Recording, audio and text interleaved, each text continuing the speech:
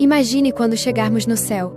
Ao atravessarmos os portais, os anjos cantam hinos de glória, enchendo o ambiente com uma música celestial.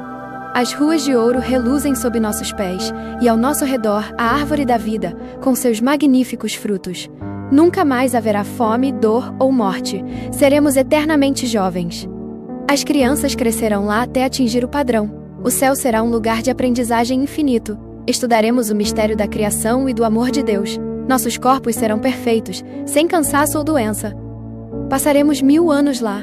Depois desceremos juntos na Nova Jerusalém, e a nova terra será nosso eterno lar. Viveremos em harmonia com os animais, que serão mansos e pacíficos.